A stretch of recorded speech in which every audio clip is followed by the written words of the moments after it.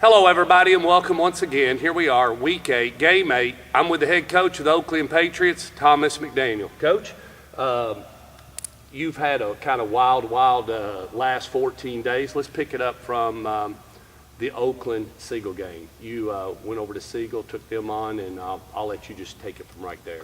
Don't talk about that game. That was not a good game for us. Now, I'm man enough to, I told you in our last show, I'm man enough to say kind of how I feel now. I said I wanted to taste the Kool-Aid. It didn't taste good. You know what I'm saying?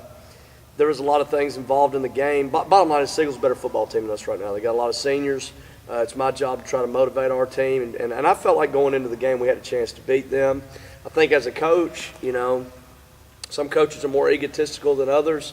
I'm probably more on the egotistical side, and I feel like we got a chance in every game we're in. But you're prepared to win. Yeah, I mean, we didn't go over there to try to make a moral victory out of it. And I guess the disappointing thing for me is, it kind of has been the theme of the whole year. We're playing against two opponents on Fridays right now, and a team like Seagull, as talented as they are, you can't help them in any capacity. I think we had 9. I can't remember. It's been so long ago now, but I think we had 9 penalties in the first half.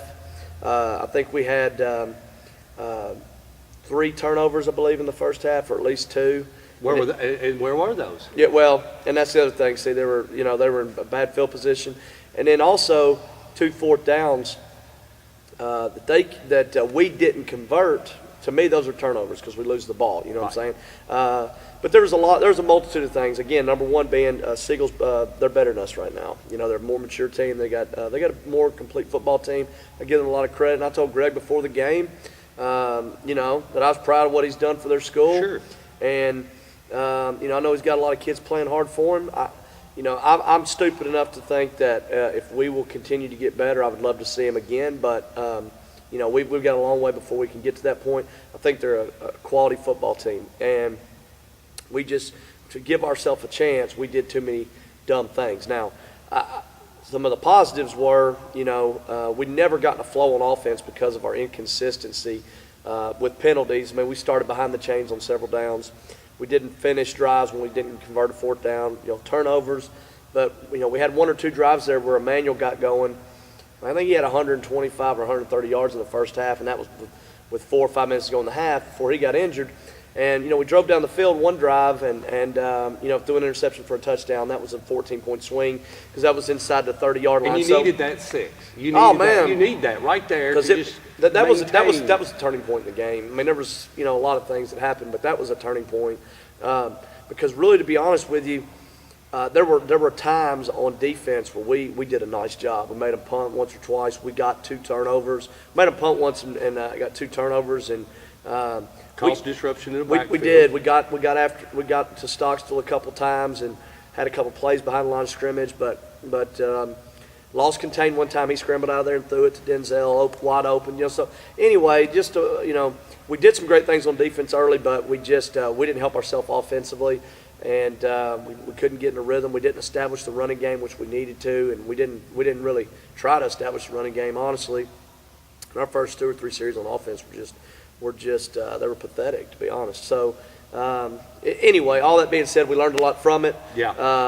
Like I said, I wanted to see what it tasted like. I tasted it, didn't like the way it tasted. And, I give them a lot of credit. They're a good football team right now. Chapter closed. Yep. Now, after that, you come back, and you had a totally different schedule last week because of scheduling and whatnot, and you end up having to play last Friday night. But talk a little bit about what y'all do prior, and you let the guys off, and then. Yeah, I mean, we knew going into fall break week that we were going to have to give a couple days off just because, and it had nothing to do with the Seagull loss. We just needed a couple days away from football, yeah. And that obviously was the appropriate time to do it. So I gave them Monday, Tuesday off. In hindsight, it probably wasn't a great decision, but I mean, I don't dwell on the decisions. It is what it is. We needed a couple days off. We had good practices on Wednesday, Thursday, and a good walkthrough on Friday, but I don't know. It was kind of Friday was just the epitome of our season, kind of like, again. Everything that can go wrong goes wrong. And I say all that. I want to make sure I emphasize I'm not making excuses. No. Ultimately, at the end of the day, it's my responsibility to prepare us to win games. I'm not doing a good enough job in some capacity somewhere. I'm tired of talking about the inexperience and the youth and all that stuff. It's at this point, it's an excuse, but we've just been our own worst enemy, and I wish I could put my finger on what we're not doing. I say we as a staff, what we're not doing to prepare our kids, because I think my staff does a tremendous job, and I feel like we practice hard. We've got a good morale on our football team right now. But they work hard. Yeah, I mean, I got a good group of kids, but we're just we're making too many mistakes. And so, all that being said, we had good practices last week, but we get on the bus late Friday, head over there, get on Wilson Pike, get through the first bridge, and I just didn't, poor planning on my part, but that's where Google told us to go, and they didn't think about the 12-foot bus, I guess, or whatever. But second bridge did not go so well, about got stuck, and we're looking at the clock, and it's 6:30, and we're playing at 7:30. And what happens? Explain to fans what happens if you don't show up on time. Game scheduled to go off at 7. No, scheduled for 7:30. But whatever. Let's say you don't arrive. What really happens? I guess it depends. I mean, they'll work with you, as far as 15, 20 minutes. Yeah, I mean, I texted one of the coaches at Ravenwood that I know and said, "Hey, man, we're going to be there, but it's going to be close. We're doubling back. Yeah, it's going to be close." So we literally put it in reverse on Wilson Pike for about a mile and hit Clovercroft Road and shot over to 65. But it was crazy for a little while. We got there right at 7. Kids got off the bus and put their pads on, and literally we jogged up there, stretched in the end zone while they were doing some type of homecoming festivity or something. And I mean, our warm up maybe consisted of about 15 minutes. And coin toss, you get who got the ball first, and let's go. So I mean, honestly, it's like a youth game. I mean, honestly, it really wasn't. I mean, we like it that way as far as the coaches. I don't like a big drawn out production, but I don't think that really had anything to do with the performance. We were without Emmanuel Smith. Obviously, that hurts. Rhett, our backup quarterback, did a nice job, and he's done a nice job for us all year. But I think he had some jitters. Took away a bullet. Yeah, it did. And I think he had some jitters. Just having that pressure on him, full throttle. Yeah. And again, our own worst enemy. I mean, I think we had. I know we had 1 or 2 turnovers in the first half, and I think we had 7 penalties in the first half. So a lot of the penalties that we're having are effort penalties.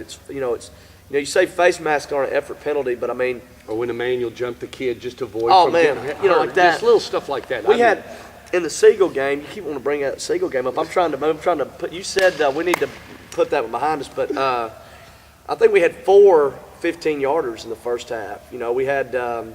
Pick and shovel, and then just get yourself beat. Yeah, Pick man, it was just that was an effort play by him. We had a face mask, I know. We had one where a kid got called for an unsportsmanlike, I think, for throwing the ball when he was. In my opinion, he was trying to throw it back to the official, and a Siegel kid ran in there. I mean, it wasn't the Siegel kid's fault. He was just running by when the kid was throwing the ball, and they flagged it. So it was just one of those things. But anyway, at Ravenwood, it was the same kind of thing. We take a couple steps forward, and we take a step back, and it was just it was like that all night. Again, defensively, I thought we did a nice job. We basically gave up 2 plays on defense the whole night. We gave up 1 deep ball and a reverse, and we had players in position, and they didn't make plays. But offensively, it was us being our own worst enemy. I think I'm almost positive. I mean, all these fumbles are running together, but I think I'm almost positive we got inside the 10-yard line one time and came away with no points because we fumbled the ball. Well, we've done that on multiple games at this point. I know for a fact we did it at the Gallatin game. We did it at Siegel.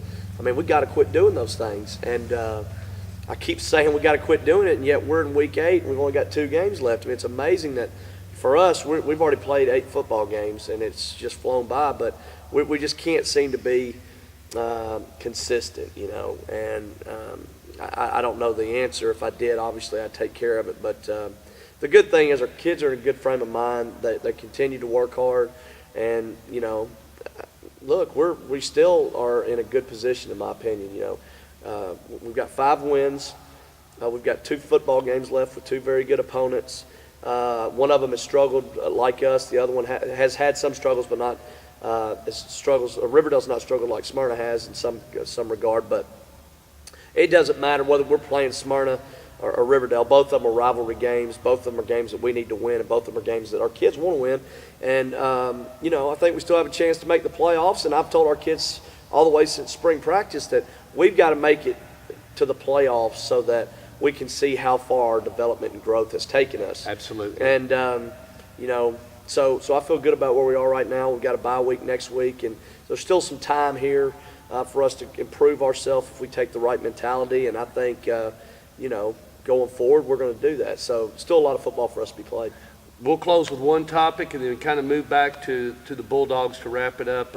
I talked to Coach Adelite yesterday a little bit about it, and I heard Gary Danielson talking to Feinbaum mostly about the spread. I mean, you've seen some high offensive scoring games right now in college football. We have a team that runs that type of spread of the fast-paced and ball set and then moving into the offense.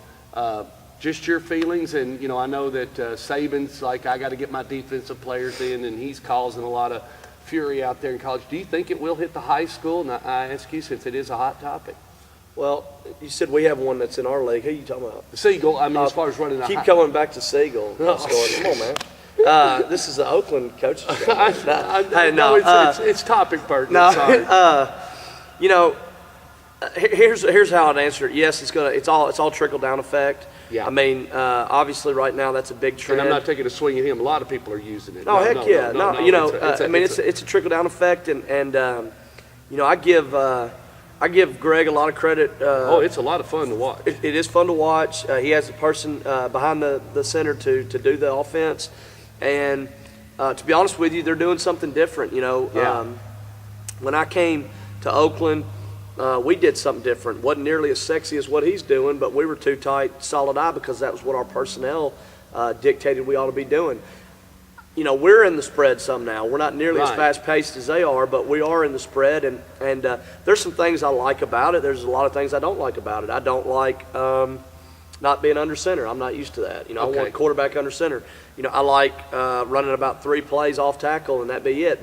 But the game is changing, and so to answer your question, I do see it coming. The difference between the high school and the college level right now, specifically with some of the fast-paced offenses you're seeing in college, and what you're talking about with Saban and others complaining about not being able to switch personnel. That's what I want you to explain. Is that they're using a lot of different personnel groupings, and what I mean is they may be 2 back, 3 wide, maybe 1 back, 4 wide. There may be 1 back, 2 tight end, 2 wide. So they may be in 20 personnel one play and 11 personnel the next play. 10 personnel, whatever. But when you have personnel shifts on offense, a lot of times defenses dictate what they're going to do based off personnel. Well, in high school for years, and it's continued to be that way for the most part, you game plan defensively based off of what they do offensively on personnel. We're still a personnel-based offense. I don't care. It doesn't matter. I'm not letting any secret out. You can watch our film and based off our personnel figure out certain things. Right, who's going to get the ball, exactly. Certain tendencies. And with Riverdale, not so much. Riverdale usually – the thing on offense for the longest time now has been, for the last couple of years, and it's been like this for a while, is to try to do as much out of the same personnel grouping as you can. Alabama's like that. Marty Uverard, when he was at Oakland in the late 90s, early 2000s, they used their tight end as a tight end, but also as a receiver and as a fullback, whatever.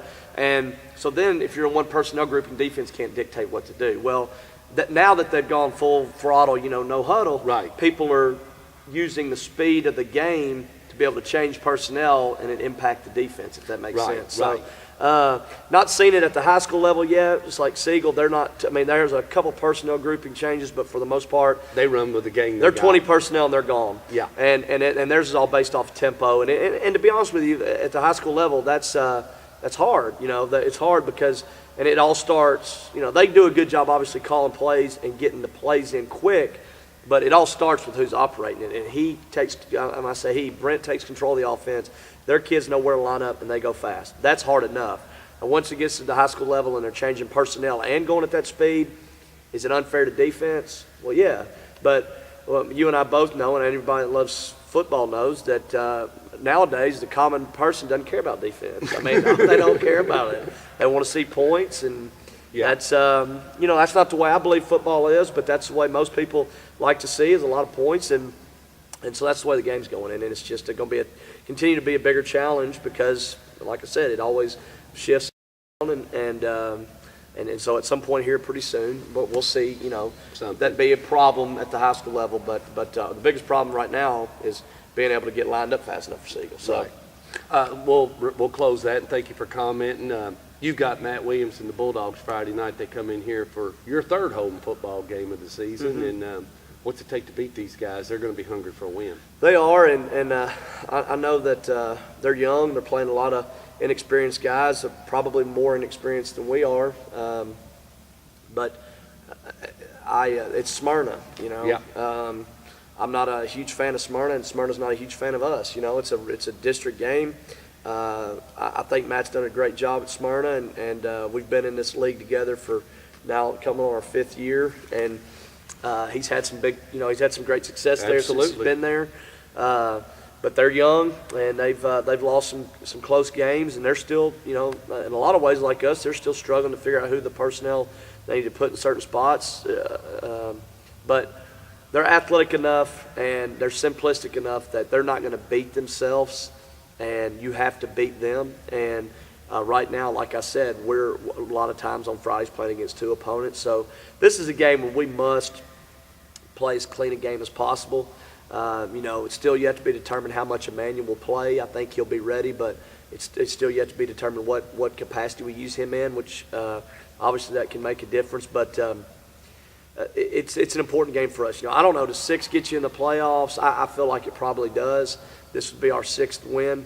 But more importantly than that, we need to play a clean football game, and we need to quit playing against ourselves, and we need that momentum going into our bye week, getting ready for our last football game, which is obviously against Riverdale. I know our kids aren't overlooking Smyrna at all, and because if you're just a numbers person and you look at it, we lost to Laverne, they beat Laverne, so that right there is simple enough. If you like to deal with things in terms of that, then that explains it that Smyrna is good enough to beat us, because Laverne beat us. But that being said, it'll be a good football game, be a good challenge for us, and I know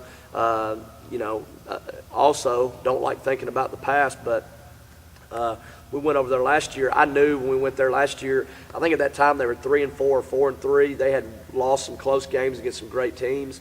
I knew at the end of the year last year they were peaking, and we were struggling in some areas, and we went over there and got a firm butt spanking. So, obviously, got a little taste. Yeah, we got a huge taste last year, I thought, and that doesn't sit well. But hopefully we can. We can make up for that, but it'll take our best effort, and we'll have to play a lot cleaner football than what we have. But, I'm excited. It's another opportunity. It's a chance to go out on Friday night, and I think our kids will be ready. All right, let's wrap it up. Be here, 7 o'clock, right here at Oakland Patriot Field. Smyrna Bulldogs will be coming in, and we'll see what will happen.